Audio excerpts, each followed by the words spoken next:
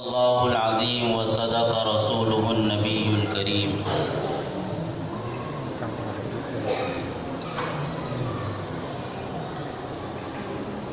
ظاہر ہے کہ اس طویل نشست کے بعد مزید کوئی طویل گفتگو کرنا نہ اس کی کوئی گنجائش ہے، نہ کہنے والے کے اندر کوئی ہمت ہے اور نہ سننے والوں کے لیے یہ کوئی موقع ہے۔ تاہم رسمی طور پر چند باتیں اس وقت عرض کی جا رہی ہیں۔ اللہ تبارک و تعالیٰ نے انسان کو بہت سی خوبیوں سے نوازا ہے۔ اس کے اندر مختلف قسم کی صلاحیتیں، استعداد، قوت اور قدرت رکھی، لیکن ان تمام قوتوں کے درمیان اللہ تبارک و تعالیٰ نے ایک امتیازی وصف انسان کا جو بیان فرمایا ہے وہ یہ ہے کہ اللہ نے اس کو قوت بیان عطا کی ہے۔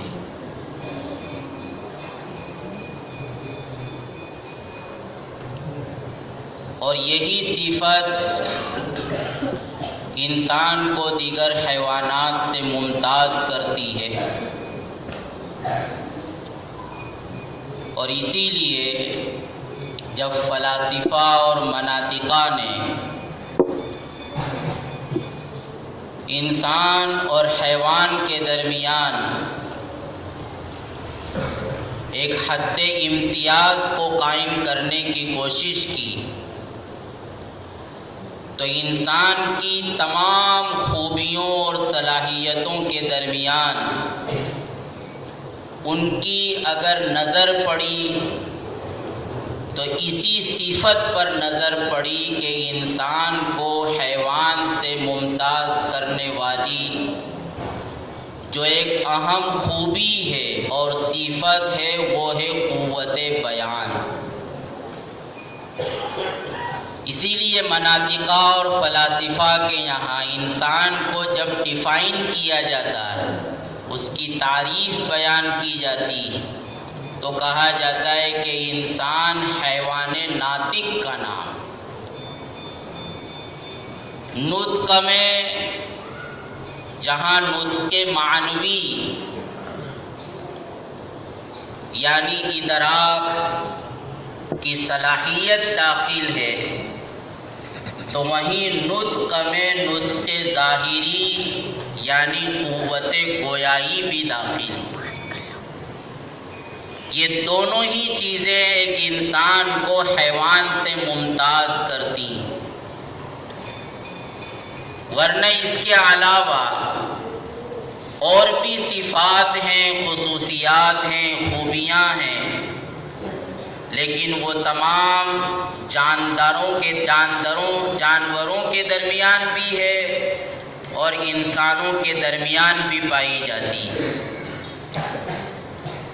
کھانے کی صلاحیت ہے، چلنے کی صلاحیت ہے، پکڑنے کی صلاحیت ہے، دیکھنے کی صلاحیت ہے، سننے کی صلاحیت ہے، سونگھنے کی صلاحیت ہے، اور اس طرح بہت سی صلاحیتیں ہیں، لیکن وہ تمام جانداروں کے درمیان مشترک ہے۔ یہ صفات جس طرح انسان میں پائی جاتی ہیں تو یہ صفات ایک جانور میں بھی پائی جاتی ہیں، لیکن جو صفت انسان کو جانوروں سے ممتاز کرتی ہے، ان کے درمیان حد امتیاز قائم کرتی ہے، تو وہ ہے صفت نطق، جس کو قرآن نے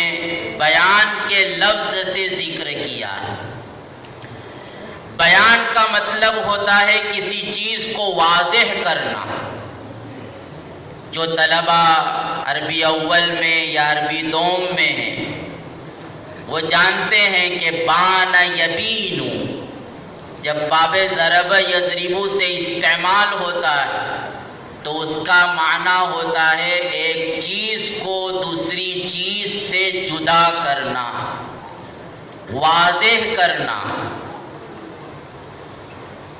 تو انسان اپنی معافی ضمیر کو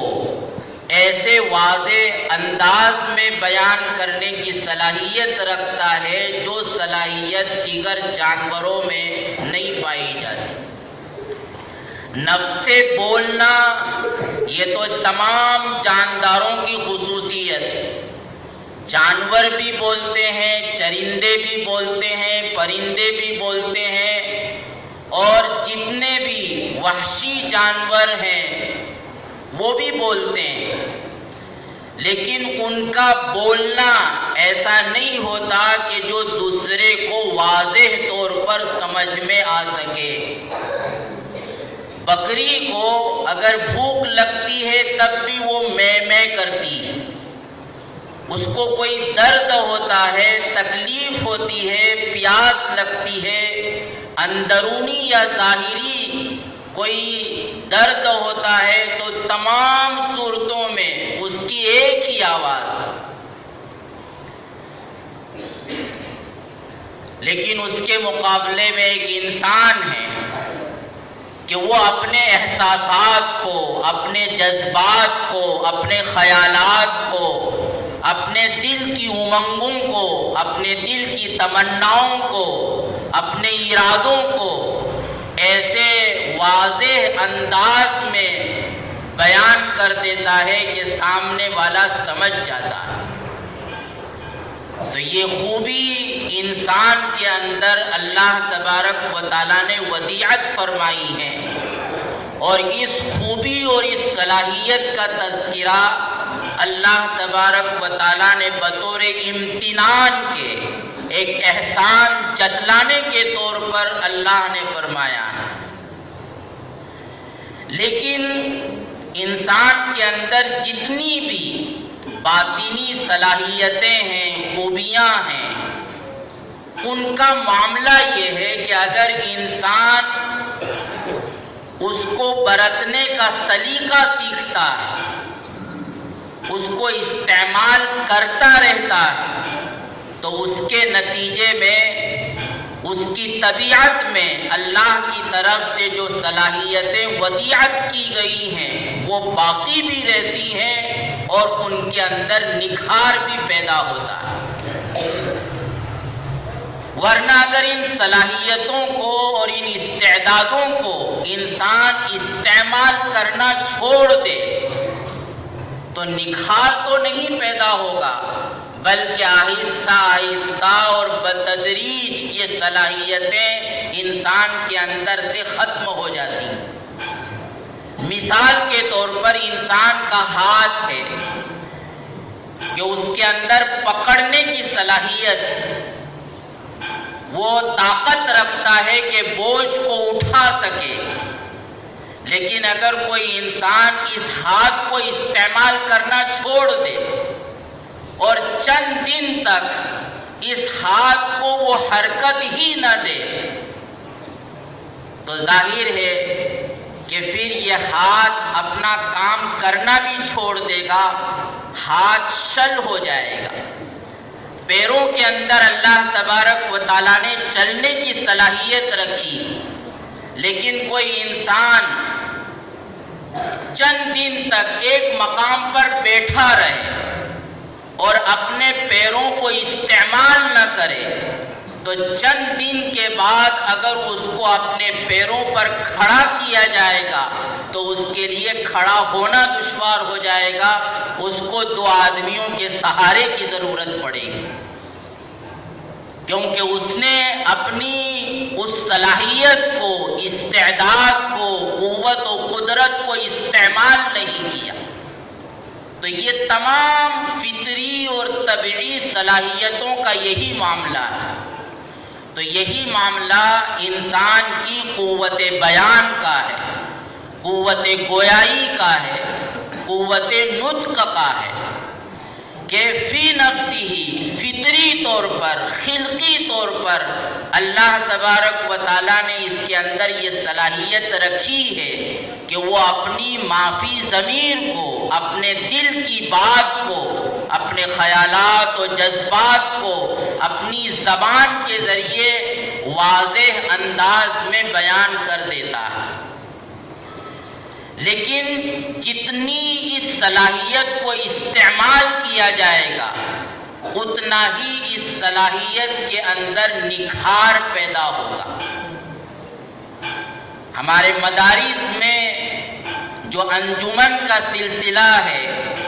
جس میں ہمیں تقریر کی، خطابت کی اور وعظ و بیان کی مشق کرائی جاتی ہے، اس کا مقصد یہی ہے کہ ہمارے اندر اللہ تبارک و تعالیٰ نے یہ جو صلاحیت رکھی ہے اس صلاحیت میں نکھار پیدا ہو۔ ورنہ ہر آدمی ہے جس میں بولنے کی صلاحیت ہوتی، لیکن اسی آدمی کو اگر ایک مجمع میں کھڑا کر دے تو ضروری نہیں ہے کہ وہ 5 منٹ بھی لوگوں کے سامنے کچھ گفتگو کر سکے، لیکن جس نے اپنی صلاحیت کو نکھارا ہوگا، استعمال کیا ہوگا، مشق اور تمرین کے ذریعے گزارا ہوگا، اپنوں کے سامنے، اجنبیوں کے سامنے، خلوت میں، جلوت میں اپنی جتنی اس صلاحیت کی وہ مشق کرے گا تو اس کے لیے اپنی اس معافی ضمیر کو ادا کرنا پڑھے لکھے لوگوں کے سامنے، عوام کے سامنے اور دنیاوی طبقے سے تعلق رکھنے والے لوگوں کے سامنے اور دین سے تعلق رکھنے والے لوگوں کے سامنے اپنی بات کو پہنچانا، اپنے دین کو سمجھانا، دین کے تعلق سے پیدا ہونے والی غلط فہمیوں کا ازالہ کرنا اس کے لیے آسان ہو۔ مجھے بڑی خوشی ہوئی اس بات سے کہ یہ عموماً دیہات سے آنے والے طلباء جو بالکل خالی الذہن آتے ہیں، نہ ان کے ذہن و دماغ میں کوئی مواد ہوتا ہے، نہ ان کی زبان میں کوئی سلیقہ مندی ہوتی ہے، لیکن اس کے باوجود چند دنوں کی محنتوں سے وہ اس قابل ہو جاتے ہیں کہ پوری قوت کے ساتھ اور پوری ہمت اور جرأت کے ساتھ وہ ایک اسلامی مواد کو اور مختلف موضوعات کو ایک بڑے مجمع کے سامنے پیش کرنے میں کوئی جھجک محسوس نہیں کرتے۔ بس کسی طالب علم کا مجمع کے سامنے کھڑے ہو کر 5 منٹ کے لیے کچھ بول دینا، یہ اس کی کامیابی کے لیے کافی ہے۔ اور اس خوبی کا ہمیں احساس اس وقت ہوگا جب کہ ہم تقابل کریں کہ ایک وہ طالب علم جو ابھی مدرسے میں نہیں آیا، اس کو لا کر مجمع کے سامنے کھڑا کر دیں اور ہم اس کو نہ کہیں کہ وہ قرآن کی کوئی بات پیش کرے، حدیث کی کوئی بات پیش کرے یا کسی اسلامی موضوع پر 2 سطر بولے، بلکہ اس نے اپنے اسکول میں، کالج میں اور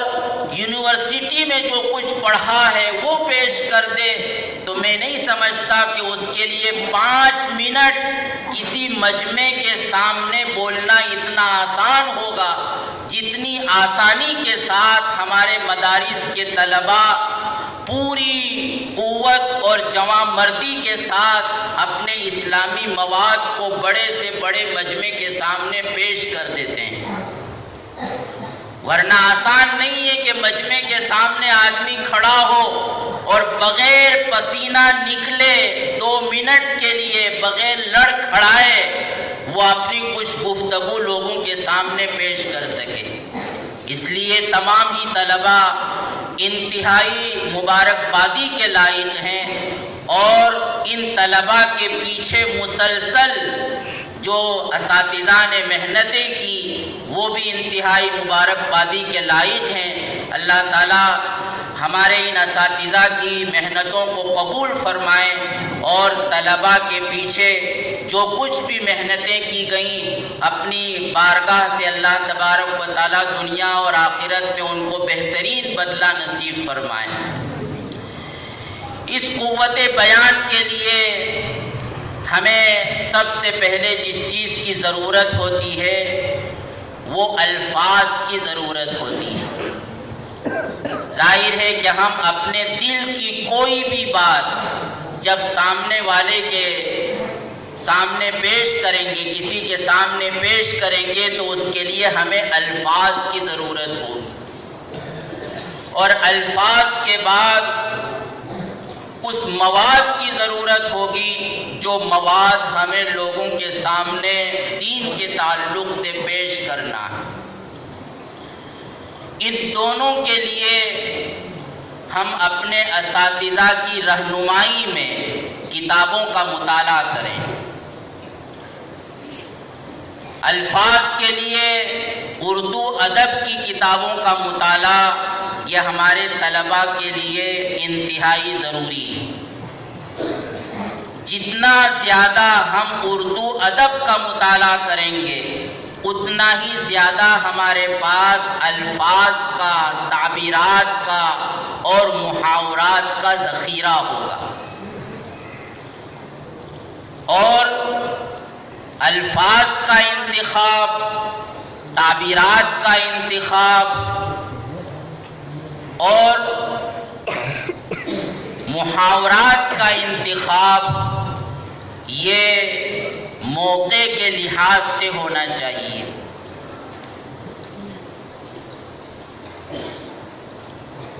زبانیں علاقے کے لحاظ سے اور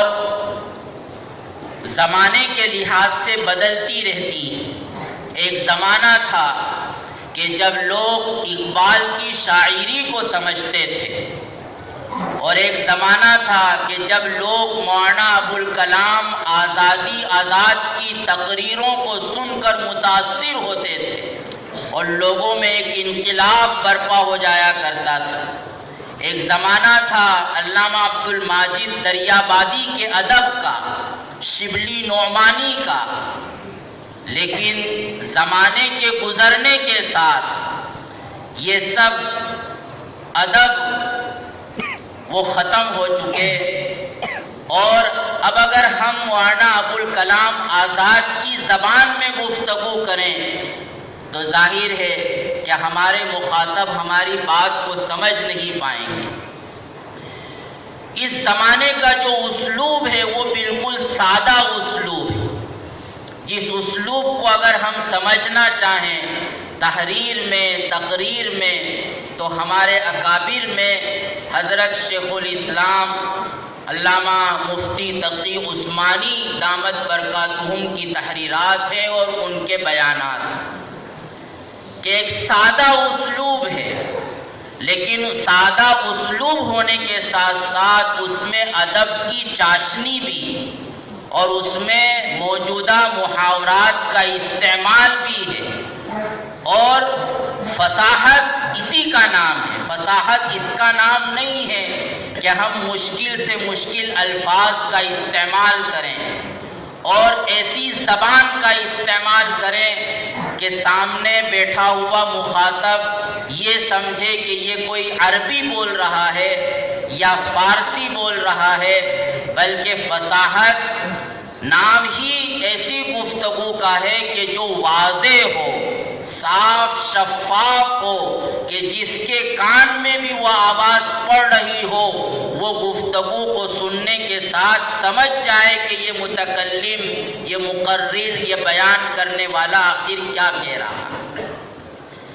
ایسے ہی بیان کا اسلوب، بیان کے اسلوب کے لیے ہمیں انتہائی مشق کرنے کی ضرورت ہے۔ عموماً ہمارے مدارس میں جس اسلوب کو اپنایا جا رہا ہے ظاہر ہے کہ یہ زمانے کا اسلوب نہیں ہے، یہ ایک مناظرانہ اسلوب ہے۔ ایک زمانہ تھا کہ جب فرقوں کے درمیان مناظرے ہوتے تھے فقہی مسائل پر، کلامی مسائل پر اور مذہبی اور دینی مسائل پر، تو اس موقع پر اس مناظرانہ اسلوب کے ساتھ اپنی بات کو منوانے کی کوشش کی جاتی تھی اور دوسرے کو نیچا دکھانے کی یا دوسرے کے دلائل کو باطل کرنے کی کوشش کی جاتی تھی۔ لیکن جس دور سے ہم گزر رہے ہیں اس دور کا جو اسلوب ہے وہ سادہ اسلوب، وہ فکری اسلوب ہے۔ جو بات جتنی زیادہ فکری ہوتی اور منطقی ہوتی اور فلسفیانہ ہوتی ہے، اتنی ہی بات وہ پڑھے لکھے لوگوں کے درمیان مؤثر ہوتی ہے۔ تو اس لیے ضرورت ہے کہ ہم اپنے اساتذہ کی نگرانی میں موجودہ زمانے کے اسلوب میں اپنی تقاریر کی، اپنے خطابات کی اور اپنے بیانات کی مشق کریں اور اس اسلوب کو اختیار کریں جو اسلوب اس زمانے میں مؤثر ہیں اور جس اسلوب کو اس زمانے میں پسند کیا جاتا ہے۔ اس کے علاوہ مزید ایک دو بات عرض کروں کہ جب ہم کسی بھی تقریر کا انتخاب کریں تو اس میں اس بات کی بہت زیادہ اہمیت ہوتی ہے کہ ہمارے الفاظ کا تلفظ اور اس کی ادا بالکل صحیح ہو۔ ہر زبان کے کلمات اور الفاظ کا ایک تلفظ ہوتا ہے، تو وہ تلفظ جتنا زیادہ صحیح ہوگا اتنی ہی وہ بات ہماری مؤثر ہوگی۔ ورنہ پڑھے لکھے طبقے کے سامنے اب اگر ہم نے ایسے الفاظ بولے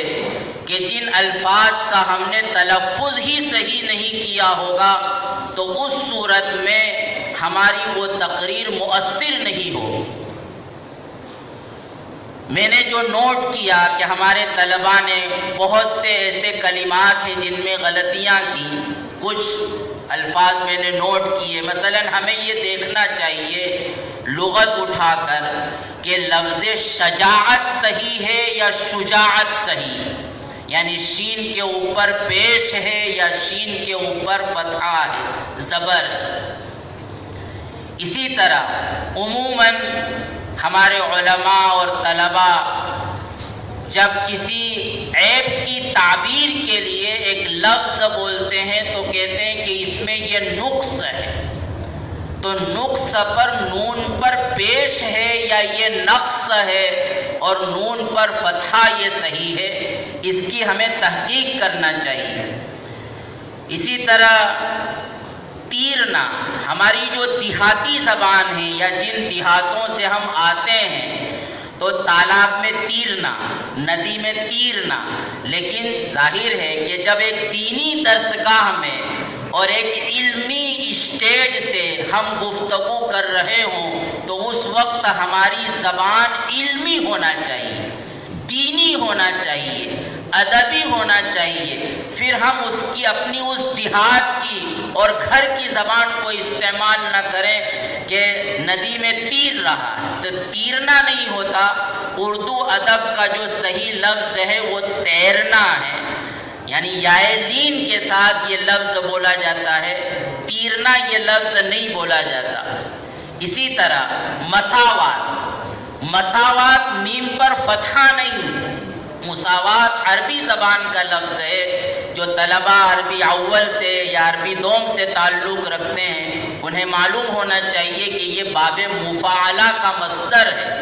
اور باب مفاعلہ میں میم پر پیش ہے، تو مساوات یہ لفظ ہے، مساوات لفظ نہیں ہے۔ اسی طرح مفاد، مفاد یہ مفاد نہیں ہے میم کے ضمے کے ساتھ، یعنی جس کو ہم اردو میں فائدہ کہتے ہیں، کوئی فائدے کی بات ہو تو اس کو یہ عربی لفظ ہے مفاد، تو اس میں میم کا فتحہ ہے کیونکہ یہ مصدر میمی ہے۔ جو اس میں ظرف کے وزن پر آتا ہے، مفعل کے وزن پر آتا ہے، تو وہ مفاد نہیں ہوتا بلکہ وہ مفاد ہوتا ہے۔ اسی طرح ایک طالب علم نے ایک فحش غلطی کی، مترجمین کوئی لفظ نہیں، مترجمین، قرآن مجید کا ترجمہ کرنے والے، یا کسی بھی ایک زبان کو دوسری زبان میں جب منتقل کیا جاتا ہے تو اس کو عربی میں ترجمہ کہتے ہیں۔ یہ بھی ایک غلطی ہے کہ لوگ اس کو ترجمہ بولتے ہیں، ترجمہ کوئی چیز نہیں، ترجمہ یہ رباعی مجرد کا مصدر ہے، فعللہ، باب فعللتن کا مصدر ہے، جو ترجمتن یعنی اس میں فا کلمے پر، عین کلمے پر اور لام کلمے پر دونوں پر فتحہ ہے، تو ترجمہ نہیں بلکہ ترجمہ، اور اسی سے جب اس میں فاعل کا صیغہ آئے گا تو وہ مترجمین نہیں آئے گا بلکہ مترجمین آئے گا۔ تو جب ہم تقریروں کو یاد کریں، رٹیں، تو ہم کسی استاد کو وہ ایک مرتبہ ناظرہ سنا دیا کریں، کیونکہ بہت سی مرتبہ ایسا ہوتا ہے کہ ایک لفظ اگر ہم نے غلط رٹ لیا تو پھر چاہے ہم بڑے عالم بن جائیں، خطیب بن جائیں، مقرر بن جائیں، لیکن جو لفظ بچپن سے زبان پر چڑھ جاتا ہے تو پھر بڑے ہونے کے بعد بھی وہ لفظ اسی طرح ہماری زبان سے ادا ہوتا ہے اور وہ ہماری ایک علمی شان کو گھٹا دیتا ہے اور جاننے والوں کے درمیان ہمارے لیے ایک ہنسی کا موقع ہو جاتا ہے، تو اس لیے ہمیں اس کا خاص خیال رکھنا چاہیے۔ تو بہرحال اللہ تبارک و تعالیٰ سے دعا ہے کہ اللہ تعالیٰ ہماری ان کوششوں کو قبول فرمائے، بارآور فرمائے، نتیجہ خیز بنائے، اور اخلاص و للہیت کے ساتھ جن مقاصد کے لیے یہ کوششیں کی جا رہی ہیں اللہ تعالیٰ ان منزلوں تک ہمیں بآسانی اور بعافیت پہنچا دے، اور ہمیں خاص طور پر ہمارے دین کا جو ماخذ ہے وہ قرآن مجید ہے، اور دین کا ماخذ جو ہے وہ احادیث نبویہ ہے، تو ہماری تقریروں میں لفاظی سے زیادہ ہمیں نصوص پیش کرنا چاہیے، ہمیں نصوص یاد ہونا چاہیے۔ جس موضوع پر ہم گفتگو کر رہے ہیں تو اس موضوع کے متعلق قرآن مجید کی کون کون سی آیتیں ہیں اور کن کن آیات میں کیا کیا ہدایت دی گئی ہیں، ان سے کیا سبق ہمیں ملتے ہیں، ان احادیث میں اس موضوع کے سلسلے میں کیا کہا گیا ہے۔ تو ابھی سے اگر ہم اپنی تقریروں کا سرچشمہ، منبع اور مصدر قرآن مجید کو بنائیں گے، احادیث نبویہ کو بنائیں گے، تو ہماری تقریر لفاظی کے بجائے ایک قرآنی مضامین پر مشتمل ہونے کی وجہ سے، احادیث نبویہ پر مشتمل ہونے کی وجہ سے وہ سامنے والے کو متاثر کرے گی، اور اس کے ذریعے ایک اسلام کا اچھا تعارف ہوگا، لوگوں کے درمیان اسلام کی صحیح تعلیمات پیش کی جا سکیں گی۔ اور جب کسی بھی آیت کا یا حدیث کا ہم انتخاب کریں تو وہاں بھی یہ بہت زیادہ ضروری ہے کہ اس کا تلفظ صحیح ہو۔ ایک طالب علم نے جہاد کے سلسلے میں حدیث تلاوت کی کہ من مات ولم یغزو ولم یحدث به نفسه مات میتۃ جاہلیۃ او کما قال علیہ الصلوۃ والسلام۔ تو یہاں جو لفظ ہے وَلَمْ يُحَدِّثْ بِهِ نَفْسَهُ، طالب علم نے غالباً پڑھا تھا، یا ہو سکتا ہے کہ میرے سننے میں غلطی ہوئی ہو، لم يحدث به نفسه، تو عربی میں ذرا سے فرق سے معنی بدل جاتا ہے۔ احدث یحدث، احداث اس کے معنی ہے کسی چیز کو ایجاد کرنا، کسی چیز کو بنانا، اور حدث